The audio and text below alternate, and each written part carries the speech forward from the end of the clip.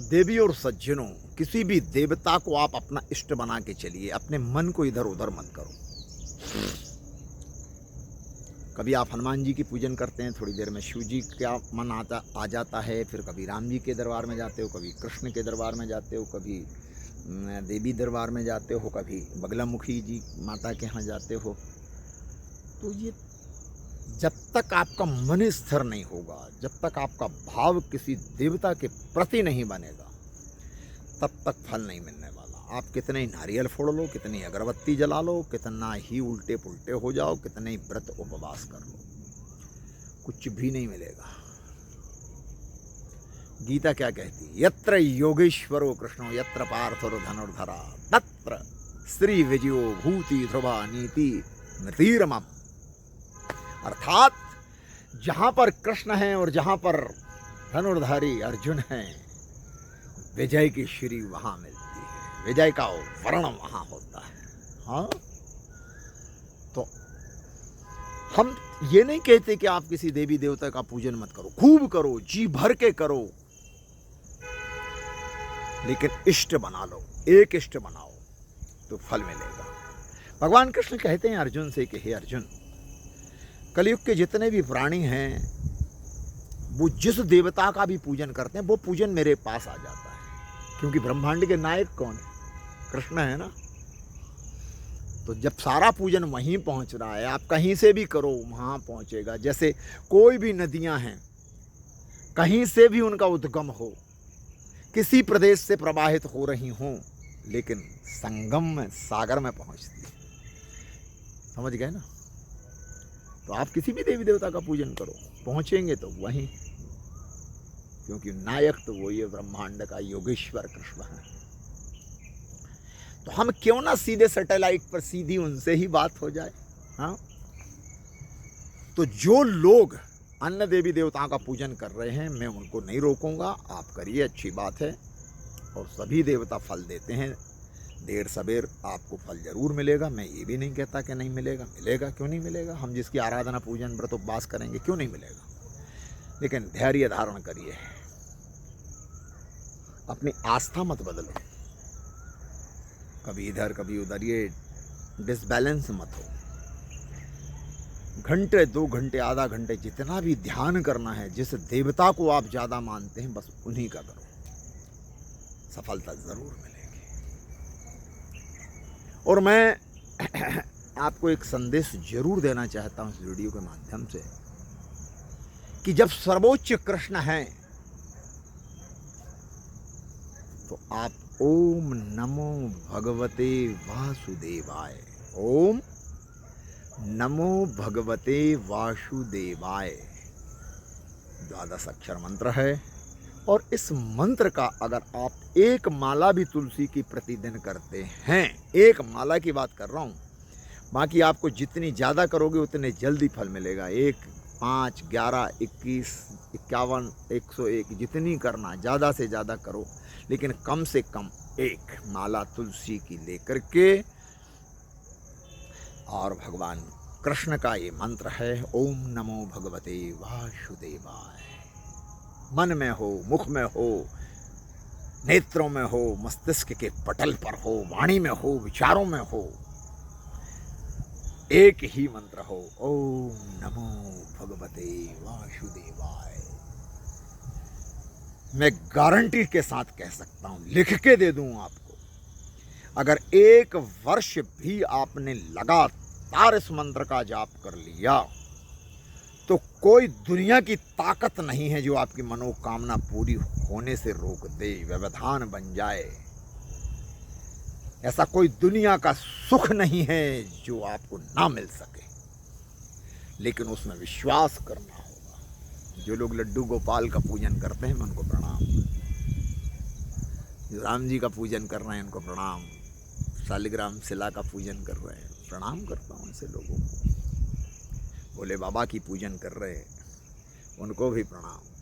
हनुमान जी कर रहे हैं, देवी को, जिन जो देवता का पूजन करते हैं उन सबको प्रणाम। जो धर्म के मार्ग पर चल रहे हैं उन सबको प्रणाम।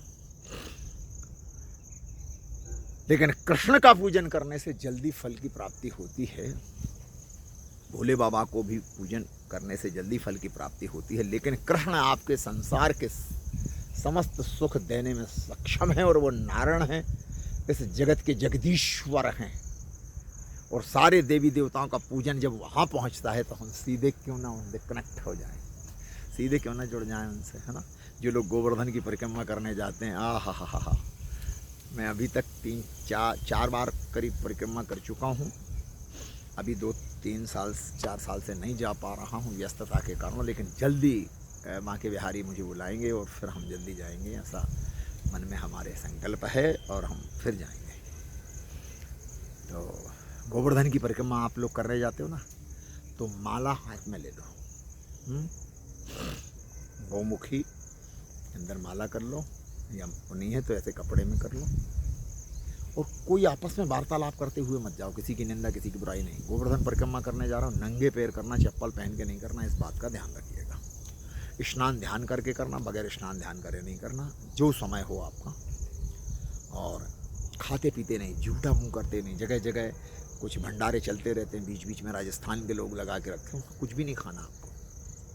केवल पानी तो पी सकते हो, क्योंकि पसीना निकले, पानी की ज़रूरत है। नारियल पानी पी सकते हो, नींबू पानी ले सकते हो आप, लेकिन फिर कुल्ला करके आचमन करके फिर शुरू हो जाओ। ओम नमो भगवते वासुदेवाय का मंत्र रुकना नहीं चाहिए गोवर्धन परिक्रमा में।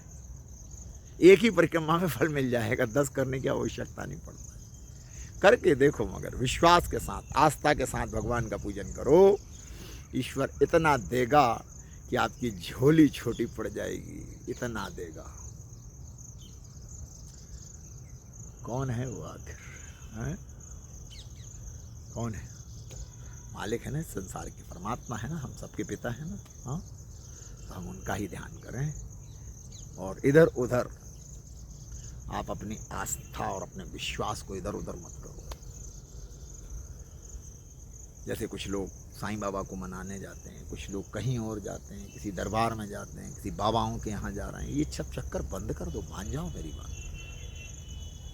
साईं बाबा भगवान नहीं है, ना साईं बाबा का अवतार हुआ है। साईं बाबा एक मनुष्य थे, एक संत हो सकते हैं,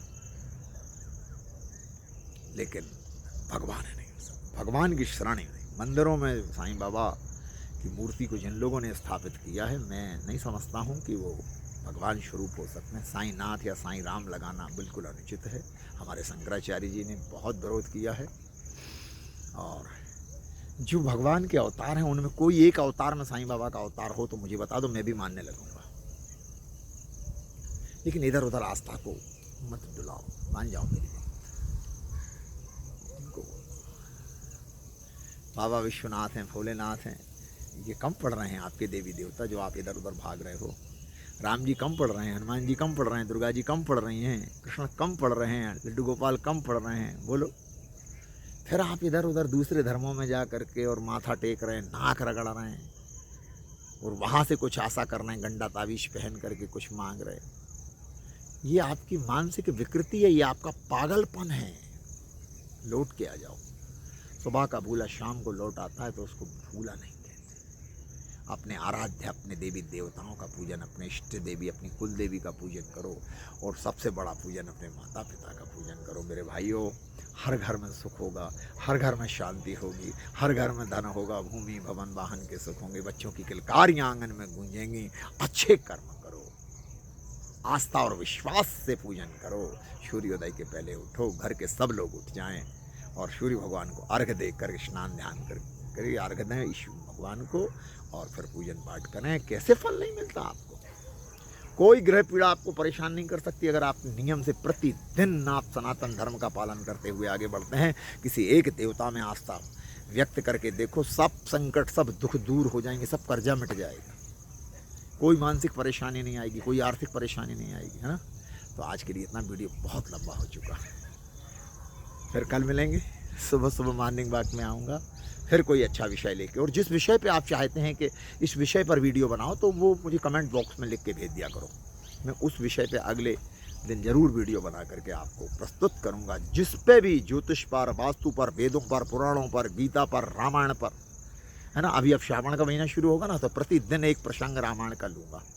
रामचरितमानस पर मेरे वीडियोस निरंतर चलेंगे श्रावण के महीने में।